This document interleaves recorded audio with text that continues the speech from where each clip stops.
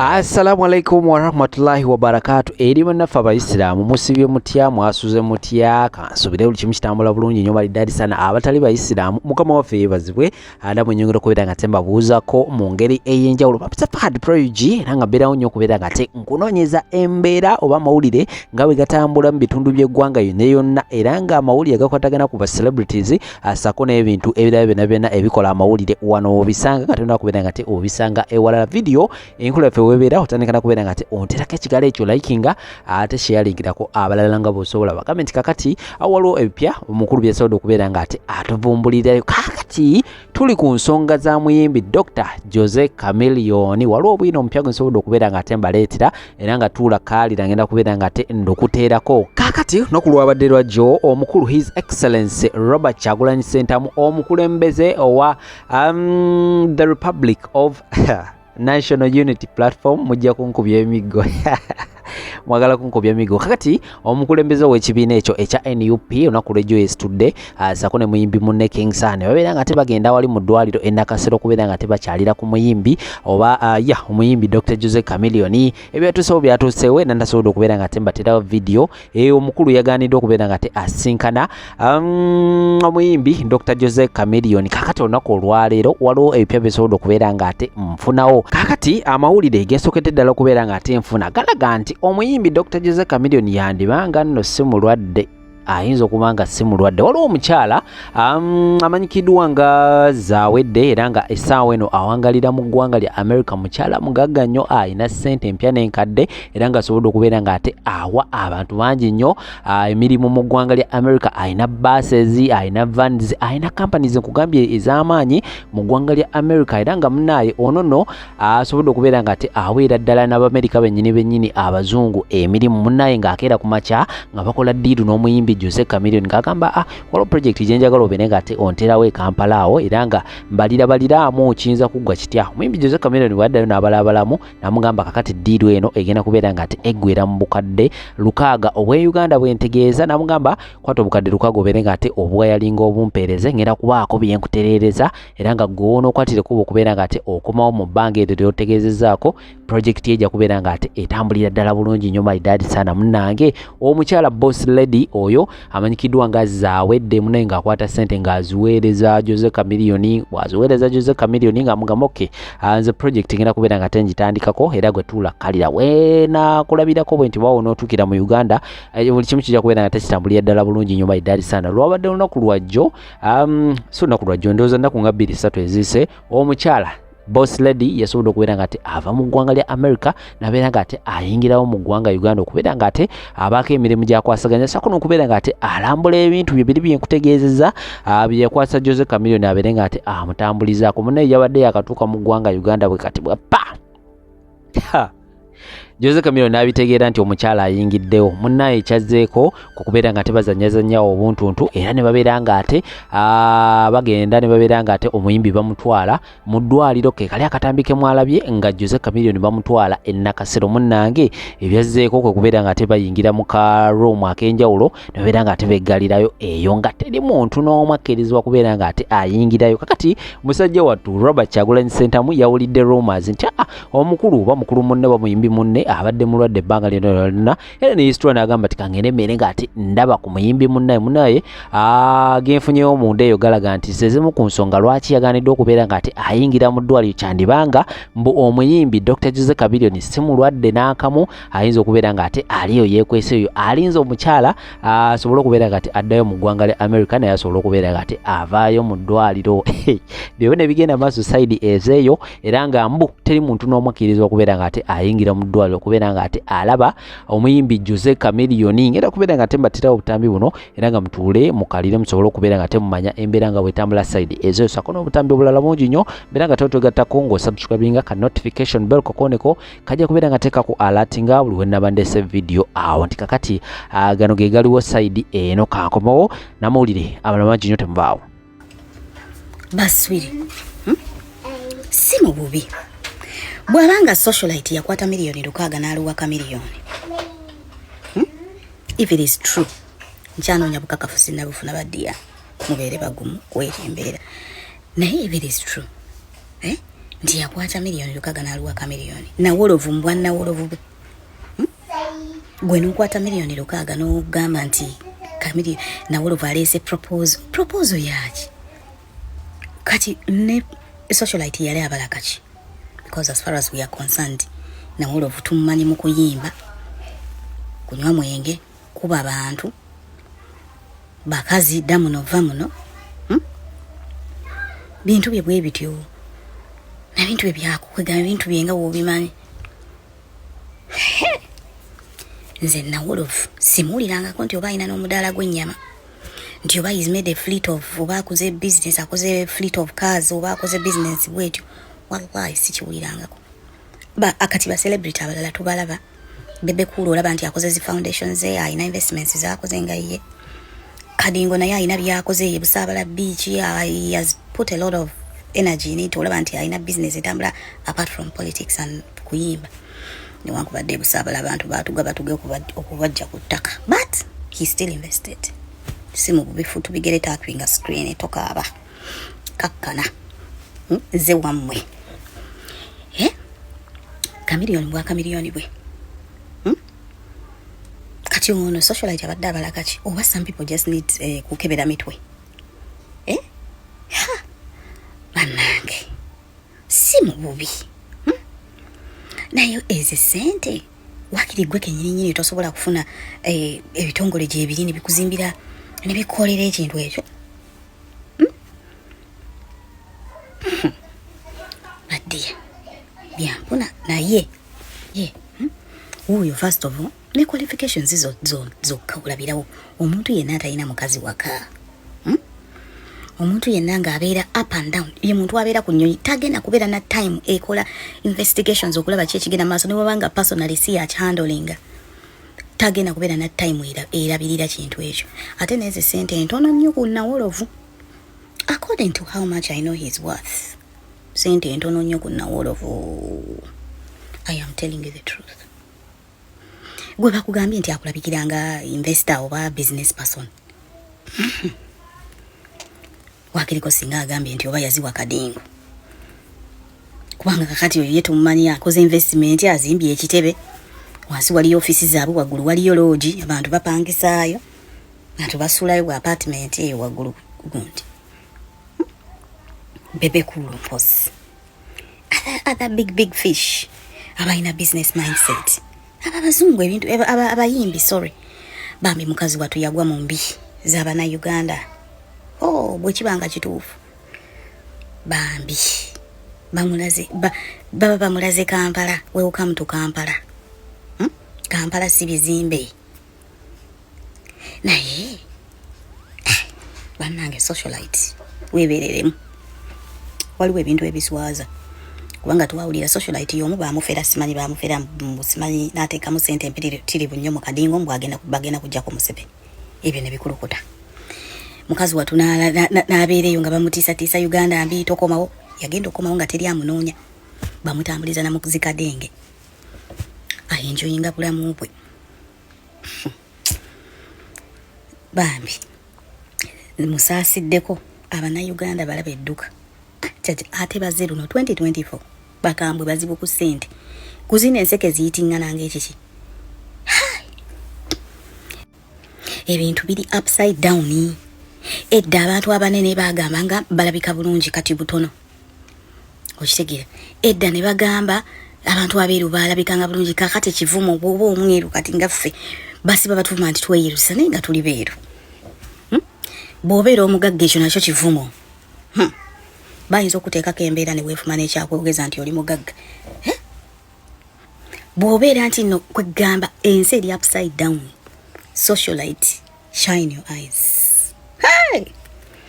kubanga omuntu osobola okufuuka ekisekererwa nga togenderedde yalabbi ng'ate yo minding your business n'ofuuka ekisekererwa mu eyo embeera abantu ne batandika okuyita fala abantu ne bakuyita yungwe lwabutetegereza na lwabutayiga anyway naye njagala nkubuuza ekibuuzo kimu gwe olwalanga ye bw'alwala that is my first question 2 Kamiliyoni afaanana nga bw'ofaanana gwamwagala ennyo gwataagala kumwogerako kibi kyonna. Of recently nagenda nendaba Red Sun ono omuyimbi owe Kenya. I think that guy is from Kenya. Nga baline Chameleone basinkanye they were somewhere nga balina diru ze bagala okutula oba yali concert yaani.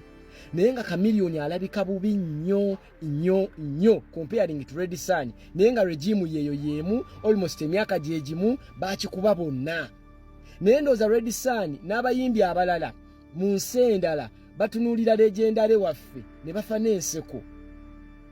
Ontegedde nti abasajja Abanigeria abo balaba osanga akaana nga Kaluga 20 something very young boy yakakubayo hit egi emu Omunigeria ne waba yakakuba hit emu omusanga nga afanana nga star.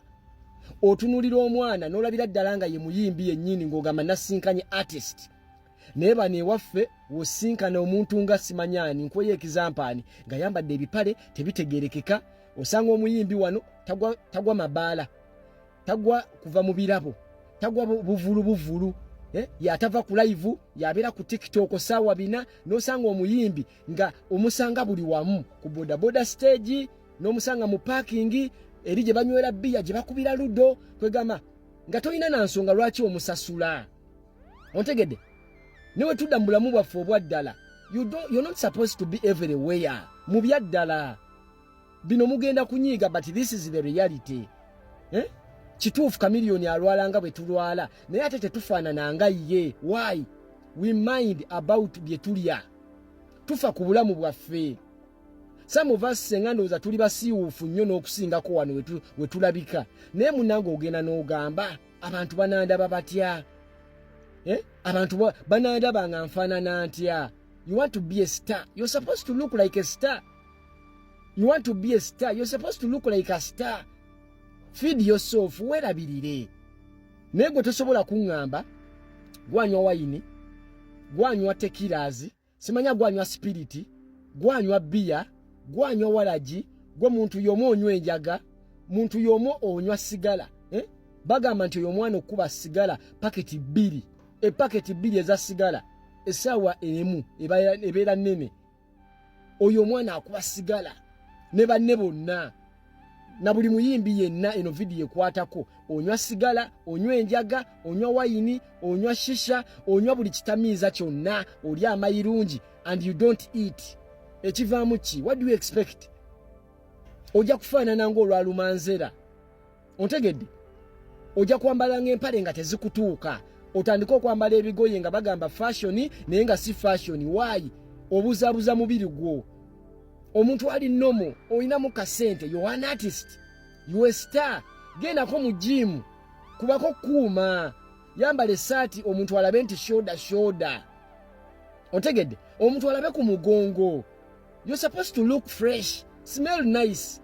Naye osanga baartisti baffe n'omusanga somewhere nga awunya sigala, awunya enjaga. Mubeera mu birabo, mubeera na buno obuwala simanya wano mulinayo gye mubeereyo mu nkwero kwereeyo. You find a star ayambadde ekigatto kigudde olubege kyonna kikyafu.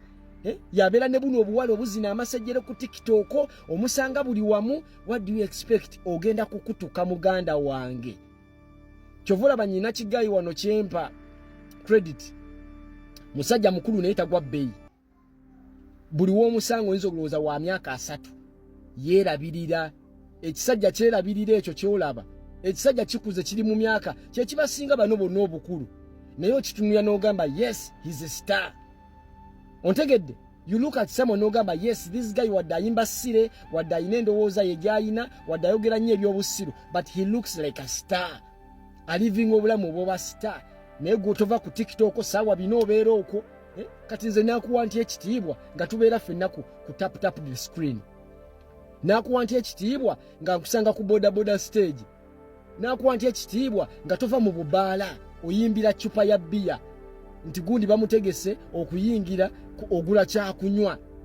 Abayimbi mugudde nnyo ebbeeyi. Abayimbi olina okuleegamu ku lukoba.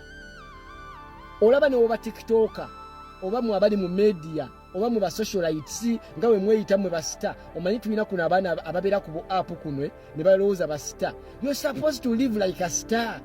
Naye tugamba oli star ne obeera ne buno abaana abatambuza bano badereva b'emmere otugamba oli sita naye tova gwabera mu ntalotalo ez'ekisiru simanya gundi yatutebba woono ate ono yatutebba woono simanya ate ono simanya yanvumye ate ono yabyese ebyo ebyekisirusiru ebyo mubeeramu ebyo tosobola kuba waakabi nga teweeyisiza nga waakabi olina okubanga ddala olabika ng'oli naye tolya onywa buli kitamiiza n'okutuka ne muwoza mbu omanyi naye alwala naye muntu nga ggwe maama ffe wetulwala gwe simply because we keep quiet. Nze ne bwenjogerera essaawa zino ndi mulwadde nyina ebimbe byange bimbala embiriizi naye bwe mba sikigambye tojja kukitegeera. Why? We feeding sente gwozikola lwaki weekubako enjawulo lya ku kannakati lya ku bugga lya ku katunkuma lya ku jjuuni nywa ku mata musiraamu but instead of okunywa ku labani ku mata odda mu shisha odda mu wesinywamu simanya seebaka ekivaamu ne mukutuka ne mweyita basita mwambala empale tezibatuuka oli nayambala essaati ng'eringa hanga naye atugamba star. You're not a star. Mulina okwefaako. Omusajja omu omugezi yaŋŋamba nti olina okulya emmere ng'eddagala so that weewala okulya eddagala ng'emmere ako kabungo owapittu oyinza obutakategeera. Lya emmere ng'eddagala so that weewala okulya eddagala ng'emmere. Kye yali ategeeza kyali kyangu nnyo. Bw'oba owulira olina kyoyagala okulya please kirye teweekubako njawulo kubanga ako kooliddeko keekako naye okola sente nnyingi mukuba oluseke mulidde sente za gavumenti sente zaffe zonna mwe muzirya naye olabika you're looking bad. Wabeewala abuulirira bano abayimbi bammwe ne basocialite bammwe abantu bakwagadde bakuwadde sente look like a star. Weerabirire va mu kunywa enjaga ne shisha kintu kitono nnyo muleme tujjamize. Tunayogera obulungi twazze kwogereza bakazi manyi mwagala nnyo babulya bye mwagala okuwulira. Feed yourself kintu kyangu nnyo ne bwoba munaku nnyo nywayo ekikopo ky'amata olunaku then ogenda onywa enjagayo. Muzeeyi lya kawunga lya ku kamukene naye nze nyina abayimbi wano bendaba ne butikitooka n'okalaba nga kakutufu nga newokawo ensawo ya mukene tekasobola kukyuka nga kakkaluba kalinga olwazi ate obwo buba bukola bulima tebumanyi tractor naye bw'okasanga kuno nga kakuba jjejerebo pala n'omugamba idiot you're looking miserable. Lwaki mustressinga musitwago tumakinga omuntu atatwagala musitwago we don't deal with them. Abantu bakolaze kinyagala omanyi Mr. President n'abali na musitwago nti abasajja abali mu music industry ba showbiz ba music industry ba legend ya music industry tebagenda kukwagala kubanga showbiz yonna wagitwala from music industry babeeranga wo bakunyoma ningira without you nga music industry tetambula showbiz tetambula buli kimu kyatambuliranga ku ggwe then nobakubuuku mu music industry then nobaleka yate omuntu balekayo nobalese miles okubanga tajasobola kuddamu kusembera tebagenda kukwagala abo abantu era always bajja kufumyanga statement mu bantu ezikudimiininga baba kyakulabanga yooli era bakumanyi wathiyo mu music nekati newooli.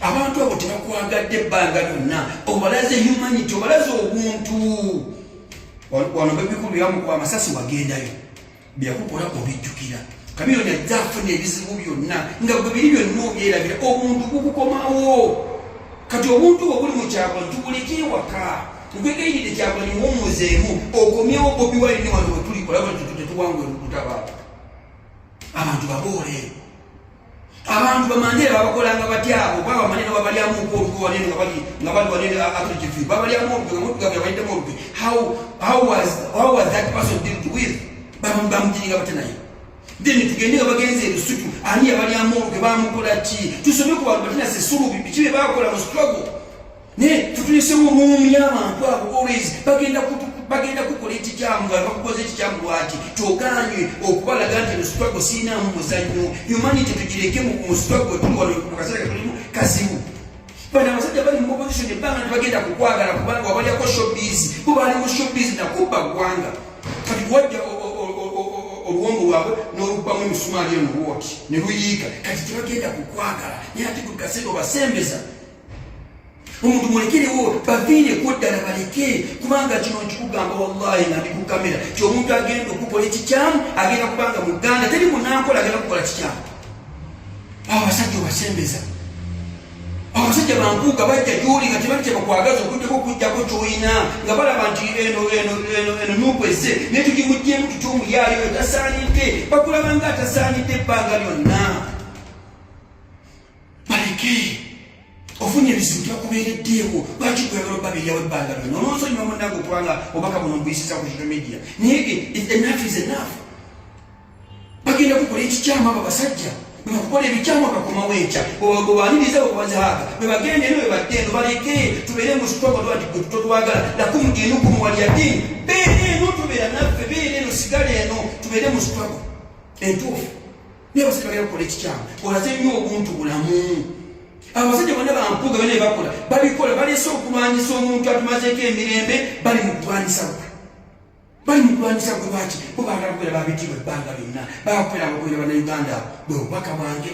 Nze kino nkikugamba Mr. President bw'otasalawo n'okomyawo Bobi Wine ogamba suuti tugateeke wali omusajja musange mu lukuubo nga yalidde sente z'abantu yaganyozizaayo mukwate ku luba awo tugenda okutamba tuswaga entuufu tukiri muswaga entuufu. Abasajja babeerenga bamanya nti sitogo si ya muzannyo boola abantu lakumudinukum walyadini beera eno either with us or not with us then tugenda okuwangula otabaawo naye lekerawo okubeera omulungi obadde omulungi ebbanga lyonna obulungi wo tebabulabye so naye baleke ku kale endala baleke sitebe ebimengo benyini bakucyawa kubanga wabasuula babeerangawo nga bakuumidde bannayuganda mu nzikiza babbi babbabu bisente bakukunda kati wajja n'obajjawo katikkiro wajja n'omuntu otagenda kukwagala lwaki gwe obaagala naawe balage kale eyo ntize Kyagulanyi sajja wanene okunoonya sente ogaga nali mbwira sajja wanene showbiz sajja kunoonya erinnya nali ndiina najja kulwanirira ggwanga lyange bateekerewo olukubo lakumudinukum walyadini. Assalamu alaikum warahmatullah. Abalungi abatuwuliriza era abatulaba olunaku olwaleero tukyaddeko ewa Sheikh Ashraf Dembe.